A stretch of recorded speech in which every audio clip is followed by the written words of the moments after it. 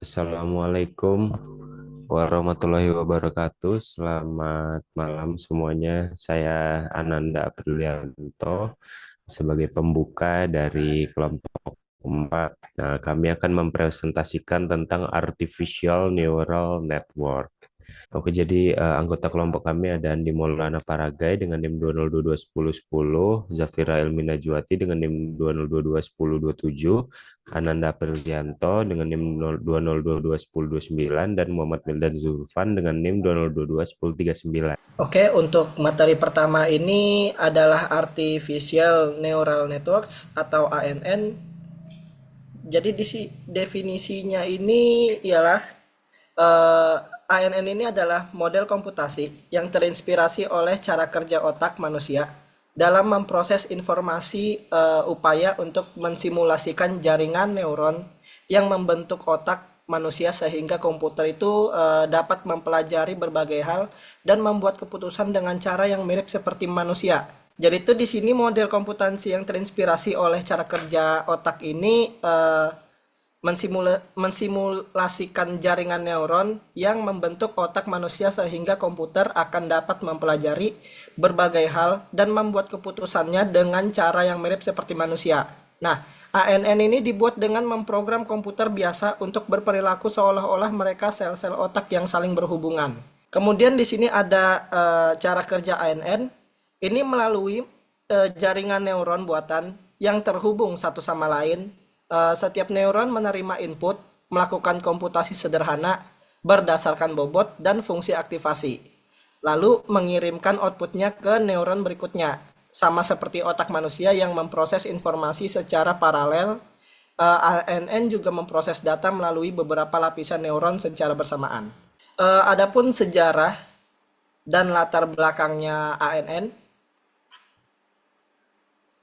ANN ini pertama kali dikembangkan pada tahun 1940-an hingga 1950-an. Terinspirasi dari cara kerja neuron biologis dalam otak manusia, model perseptron yang dikembangkan oleh Frank Rosenblatt pada tahun 1958 ini adalah salah satu model ANN paling awal dan mampu memproses informasi sederhana. Algoritma ini memicu perkembangan lebih lanjut terutama dalam deep learning yang memanfaatkan multilayer perseptron dengan banyak hidden layers untuk menyelesaikan masalah yang lebih kompleks.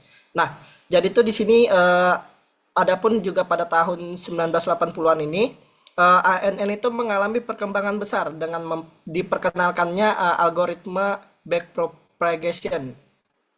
Nah, yang memungkinkan pelatihan jaringan dengan beberapa lapisan tersembunyi ini, kemajuan ini membuka jalan bagi jaringan saraf tiruan untuk menangani tugas-tugas yang lebih kompleks. Nah, kemudian sejak tahun 2000-an itu dengan meningkatnya daya komputasi dan ketersediaan data besar, ANN ini berkembang menjadi deep learning yang menggunakan banyak lapisan dalam berbagai aplikasi canggih. Nah, termasuk pengenalan gambar, pemrosesan bahasa alami dan sistem rekomendasi. Adapun penerapan dan manfaatnya. Nah, penerapan ANN ini diterapkan dalam berbagai bidang seperti eh, pengenalan pola, prediksi dan peramalan pengolahan bahasa alami. Nah, pengenalan pola itu mungkin seperti pengenalan wajah ataupun sidik jari. Nah, kemudian rediksi dan peramalan ini biasanya digunakan dalam pasar saham, cuaca, dan kegagalan mesin. Nah, kemudian pengolahan bahasa alami ini biasanya dia ada chatbot ataupun penerjemahan otomatis. Nah, ANN ini juga digunakan pengolahan gambar dan video termasuk deteksi objek dan klasifikasi gambar yang bermanfaat dalam keamanan kesehatan. Dan juga kendaraan otonom di bidang kesehatan, ANN membantu dalam diagnosis penyakit dan analisis citra medis, sedangkan di sektor keuangan, ANN berperan dalam deteksi penipuan, manajemen risiko, dan penilaian kredit. Nah, di situ tuh ANN mendukung sistem rekomendasi di platform e-commerce dan layanan streaming juga, meningkatkan pengalaman pengguna dengan menyediakan rekomendasi berdasarkan preferensi. Terus juga ANN ini memberikan manfaat besar dalam otomatisasi analisis data yang mendalami dan pengambilan keputusan di berbagai industri. Selanjutnya di sini ada neuron. Neuron ini adalah unit dasar yang melakukan operasi komputasi sederhana dalam jaringan saraf. Setiap neuron menerima sinyal atau input, mengalihkan input tersebut dengan bobot, dan juga menambahkan bias, lalu menerapkan fungsi aktivasi untuk menghasilkan outputnya. Nah, di sini sama seperti neuron biologis juga. Nah, di sini neuron buatan juga memiliki bagian penerima input. Penerima atau input ya, tubuh neuron yang memproses informasi, dan bagian pengirim atau output. Nah, tubuh neuron yang memproses informasi dan bagian pengirim atau output ini dalam otak manusia itu neuron menerima sinyal melalui dendrit atau memprosesnya di soma dan mengirimkannya melalui akson. Oke, lanjut di layers dalam jaringan saraf ini terdapat tiga ya. Terdapat tiga layers, yaitu input layers, hidden layers, dan juga output layers. Nah, di input layers ini lapisan pertama yang menerima data eksternal dan meneruskan informasi tersebut ke lapisannya. Nah, lapisan berikutnya ini ada hidden layers. Di lapisan hidden layers ini berada di antara input dan outputnya, berperan dalam mengidentifikasi pola dan hubungan yang kompleks. ANN juga dapat memiliki satu atau lebih hidden layers, di mana jumlah hidden layers menentukan kedalaman jaringan. Untuk di output layersnya ini, nah di output layers ini adalah lapisan terakhir yang menghasilkan output berdasarkan pemrosesan yang dilakukan oleh hidden layers. Nah, output layer ini seringkali memiliki jumlah neuron yang sesuai dengan jumlah kelas dalam masalah klasifikasi. Kemudian dalam layers dalam jaringan saraf ini terdapat bobot dan bias ya. Nah, bobot ini adalah nilai numerik yang mengalihkan setiap input dalam neuron. Bobot menunjukkan tingkat pengaruh atau kepentingan suatu input terhadap output neuron. Saat input diteruskan melalui jaringan, bobot akan menambah atau mengurangi kontribusi input terhadap hasil akhirnya. Nah, kemudian di sini ada bias. Bias ini adalah nilai tambahan yang disertakan dalam perhitungan output untuk membantu jaringan saraf menggeser fungsi aktivasi ke atas atau ke bawah. Ini penting agar neuron bisa aktif bahkan jika input bernilai 0, memungkinkan fleksibilitas dalam penyesuaian outputnya. Jadi selama proses pelatihan ini bobot di bias ini memungkinkan jaringan untuk memodelkan hubungan yang lebih kompleks karena memberikan fleksibilitas tambahan dalam menentukan kapan neuron harus aktif atau tidaknya. Nah, kemudian ada activation function, yang dimana fungsi aktivasi ini menentukan apakah neuron akan aktif atau tidaknya berdasarkan input yang diterima. Nah, fungsi ini memberikan non-linearitas yang memungkinkan ANN untuk mempelajari pola yang lebih kompleks. Nah, jadi di sini tuh ada jenis-jenis activation function ya, atau fungsi aktivasi, yang dimana di sini ada sigmoid, tan, dan ReLU, atau rectified linear unit. Nah, sigmoid ini berfungsi untuk mengubah input menjadi output dalam rentang 0 hingga 1, yang cocok untuk probabilitas, namun sigmoid cenderung mengalami masalah vanishing gradient pada jaringan yang dalam. Kemudian yang di tan ini mengubah input menjadi output dalam rentang min 1 hingga 1, yang lebih baik daripada sigmoid untuk data yang terpusat di sekitar 0. Namun masalah vanishing gradient juga terjadi pada tan. Nah, kemudian ada yang ketiga ini ReLU, rectified linear unit. Fungsi ini menghasilkan output 0 untuk input negatif dan output linear untuk input positif. ReLU ini banyak digunakan dalam deep learning karena mengurangi masalah vanishing gradient. Oke, selanjutnya dilanjutkan oleh teman saya. Selanjutnya terdapat forward propagation Forward propagation adalah proses di mana data akan dimasukkan dan dikirim melalui jaringan ke arah depan untuk menghasilkan outputnya.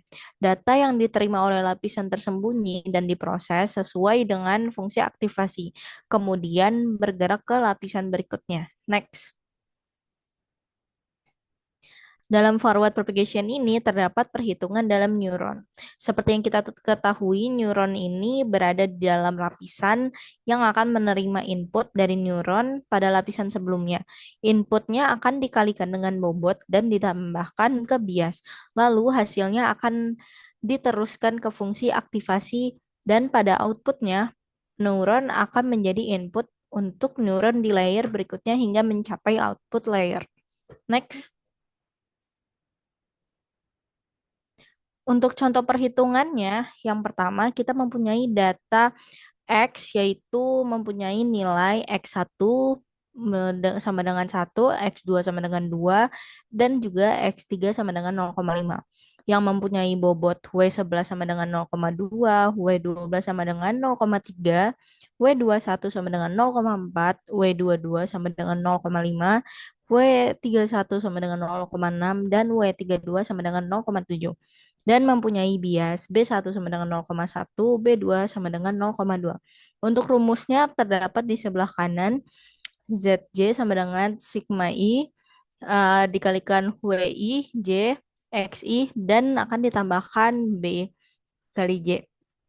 Nah, kita akan memasukkan inputnya pada output di paling bawah, yaitu Z1 sama dengan 0,2 dikali 1 ditambah 0,4 kali 2 ditambah 0,6 kali 5, 0,5 dan ditambah 0,1 yang akan mendapatkan hasil output 1,4. Next. Dari perhitungan sebelumnya, maka kita akan melanjutkan dalam menghitung output layer. Bobot dari neuron tersembunyi ke output didapatkan WJK sama dengan 0,5 dan 0,6. Dan juga untuk bias neutron outputnya mendapatkan 0,3. Dari rumus awal yaitu ZK sama dengan W11 Y1 ditambah W21 dikali Y2 ditambah BK yang mendapatkan hasil output 1,001 atau 1001 dan juga mempunyai output akhir dengan rumus YK sama dengan F dalam kurung ZK sama dengan F lalu dikalikan dengan output yang terakhir yaitu 1001 dan mendapatkan outputnya 0,731. Next, output jaring output jaringan ini output dari neuron tersembunyi pertama dapat dihitung sebagai Y1 sama dengan 0,802 yang mencerminkan aktivasi neuron ini setelah menerapkan fungsi aktivasi sigmoid pada total input bersihnya yang menunjukkan probabilitas tinggi bahwa neuron tersebut aktif dan berkontribusi positif terhadap hasil akhir. Selanjutnya, output dari neuron di lapisan output dengan output YK sama dengan 0,731 menunjukkan hasil akhir dari model setelah memproses informasi dari neuron tersembunyi yang memberikan indikasi probabilitas bahwa kelas tertentu seperti lulus ujian akan terjadi. Next. Next ada backpropagation. Backpropagation adalah teknik yang digunakan dalam artificial neural network untuk belajar dari kesalahan sehingga memperkecil tingkat error ketika memproses data. Semisal saja saat sistem harus membuat suatu analisis prediktif. Jadi backpropagation ini digunakan untuk meminimalisir error pada suatu data dengan rumus di atas yaitu W new sama dengan W old dikurangi dibagi X. Pada bagian gradient descent, yaitu algoritma optimasi yang digunakan untuk memperbarui bobot dalam jaringan saraf dengan tujuan meminimalkan kesalahan antara output yang dihasilkan dan target yang diinginkan. Proses ini dimulai dengan menghitung gradien dari fungsi biaya terhadap setiap bobot yang menunjukkan arah dan seberapa besar perubahan bobot diperlukan untuk mengurangi kesalahan. Next. Terdapat learning rate, yaitu parameter kunci dalam pelatihan jaringan saraf yang menentukan seberapa besar langkah yang diambil saat memperbarui bobot selama proses optimasi, khususnya dalam algoritma gradient descent. Nilai learning gate rate yang tepat sangat penting untuk mencapai keseimbangan antara kecepatan konvergensi dan stabilitas model. Learning rate yang terlalu tinggi dapat menyebabkan overshooting dan ketidakstabilan. Sementara yang terlalu rendah akan memperlambat proses pembelajaran secara signifikan. Oke, next. Pengaruhnya apa? Learning rate yang tepat dapat mempercepat proses pelatihan dengan memungkinkan model untuk melakukan pembaruan bobot yang efektif. Sedangkan nilai yang terlalu tinggi dapat menyebabkan pembaruan yang tidak stabil, berpotensi menyebabkan model melompat-lompat tanpa mencapai minimum global dari fungsi biaya. Next. Oke, selanjutnya masuk ke evaluasi dan pengujian model. Next. Nah, jadi di dalam evaluasi itu ada namanya loss function. Jadi loss function ini merupakan fungsi yang digunakan untuk mengukur seberapa baik model dalam melakukan prediksi terhadap target yang diinginkan. Nah, jadi fungsi ini nih memberikan nilai yang menunjukkan seberapa besar kesalahan yang dibuat oleh model selama proses pelatihan seperti itu. Jadi semakin kecil nilai loss function, maka semakin baik performa model dalam memprediksi hasil yang benar. Nah, untuk mengukur kesalahan model pada ANN atau Artificial Neural Networks sangat penting karena hal ini dapat membantu memahami seberapa baik model tersebut dalam memprediksi atau mengeneralisasi data yang diberikan. Ada dua jenis pengukuran loss function yaitu mm, mean square error atau MSE dan cross entropy. Nah, jadi yang pertama itu ada mean square error atau MSE merupakan salah satu metrik evaluasi yang digunakan untuk mengukur rata-rata kesalahan kuadrat antara nilai yang diprediksi oleh model atau seperti Y ada segitiga di atasnya dan nilai sebenarnya atau Y. Jadi MSE ini sering digunakan dalam masalah regresi untuk menilai seberapa baik model dapat memprediksi nilai target seperti itu. Nah, untuk rumusnya dapat dilihat di bawah ya. Oke, next.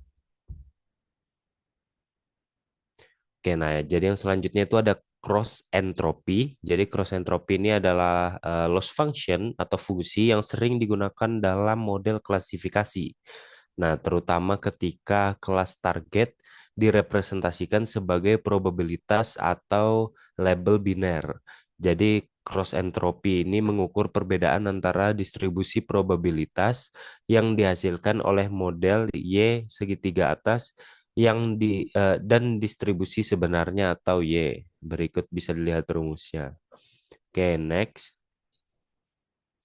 Nah, selanjutnya ada beberapa metrik evaluasi model. Yang pertama itu ada akurasi. Nah, jadi kegunaannya itu untuk mengukur persentase prediksi yang benar. Nah, untuk rumusnya akurasi itu sama dengan jumlah prediksi benar dibagi jumlah total sampel. Seperti itu. Nah, jadi akurasi ini cocok jika dataset itu seimbang atau jumlah kelasnya hampir sama. Nah, yang selanjutnya itu ada precision.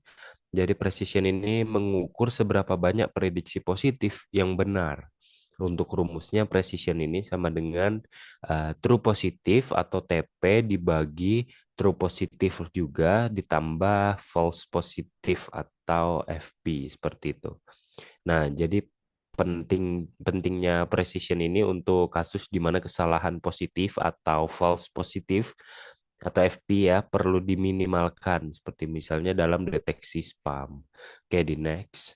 Oke, selanjutnya ada recall sensitivity. Jadi ini mengukur seberapa baik model mendeteksi semua contoh positif. Jadi untuk rumusnya recall itu true positif dibagi true positif ditambah false negatif seperti itu. Jadi recall ini cocok untuk masalah di mana tidak boleh ada kasus positif yang terlewat seperti diagnosis medis seperti itu. Oke, yang selanjutnya ada F1 score. Jadi F1 score ini harmonic mean antara precision dan recall. Jadi apa namanya seperti gabungan yang harmonis antara precision dan recall seperti itu. Nah, jadi untuk rumusnya F1 score itu sama dengan 2 dikali precision dikali recall dibagi precision ditambah recall. Nah, jadi F1 score ini digunakan jika ada ketidakseimbangan antara kelas. Seperti itu. Oke, next. Nah, selanjutnya ada confusion matrix. Jadi confusion matrix ini merupakan alat atau model yang sangat berguna untuk evaluasi kinerja model klasifikasi, terutama dalam tugas klasifikasi biner atau multiclass seperti itu. Nah, jadi confusion matrix ini memberikan gambaran rinci atau detail tentang bagaimana prediksi model sesuai atau tidak sesuai dengan label sebenarnya. Nah, di sini ada 4 elemen yang wajib ada seperti itu dalam menentukan confusion matrix. Nah, jadi dalam tabel ini misalnya dalam menentukan elemen true positif atau TP itu berarti prediksinya harus positif dan kelasnya juga harus positif. Nah, contoh lagi untuk yang false negatif, prediksinya harus negatif dan kelasnya harus positif. Itu masuknya di false negatif. Begitu juga seterusnya. Oke, di next. Nah, selanjutnya ini ada overfitting dan underfitting. Nah, jadi overfitting itu apa? Overfitting itu terjadi ketika model belajar terlalu banyak detail atau noise dari data pelatihan, sehingga kinerjanya sangat baik pada data pelatihan tetapi buruk pada data uji atau data yang baru. Nah, model ini menjadi terlalu kompleks dan kurang dapat generalisasi seperti itu. Nah, jadi ciri-ciri overfitting ini seperti errornya rendah pada data pelatihan tetapi error tinggi pada data validasi atau pas data tes. Seperti itu. Nah, selanjutnya ada model menghasilkan prediksi yang sangat tepat pada data pelatihan tetapi gagal pada data baru seperti itu.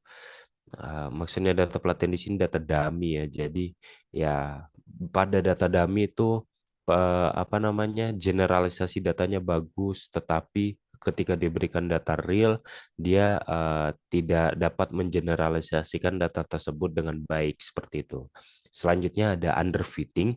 Jadi underfitting ini terjadi ketika model terlalu sederhana untuk memahami pola dalam data pelatihan sehingga kinerjanya buruk pada data pelatihan dan pada data uji. Model gagal belajar atau ya underfitting ini direpresentasi yang cukup baik dari data gitu. Nah, jadi ciri-ciri underfitting itu ada errornya tinggi pada data pelatihan maupun data validasi atau tes dan model gagal mempelajari pola bahkan data-data pelatihan. Oke, next. Eh, Lanjut ke bagian saya yaitu regulasi dan teknik untuk meningkatkan model. Pertama-tama kita tuh harus tahu apa dulu tuh regulasi. Regularisasi itu adalah teknik penting dalam machine learning yang digunakan untuk mengurangi overfitting, yaitu kondisi di mana model terlalu kompleks dan tidak dapat digeneralisasi dengan baik pada data baru. Dengan menerapkan regularisasi, kita dapat meningkatkan kemampuan model untuk membuat prediksi yang akurat pada data yang belum terlihat. Lanjut. Nah, itu ada teknik untuk mengurangi overfitting itu saya mencoba mengambil dua, yaitu ada L2 regulation atau biasa disebut rates dan dropout. Dalam L2 regulation tuh ini tuh kuadrat dari nilai koefisien model ditambahkan ke fungsi kerugian. Hal ini mengurangi nilai koefisien yang terlalu besar membuat model lebih sederhana dan lebih baik dalam generasi, generalisasinya. Dengan kata lain, L2 regulation mengurangi pengaruh fitur yang mungkin relevan atau berisik.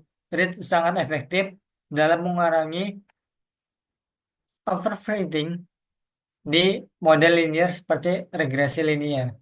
Kemudian ada teknik keduanya itu ada dropout, yaitu teknik yang sering digunakan untuk model neural network dalam setiap iterasi pelatihan, sejumlah neuron atau unit dalam lapisan tersembunyi akan dinonaktifkan secara acak.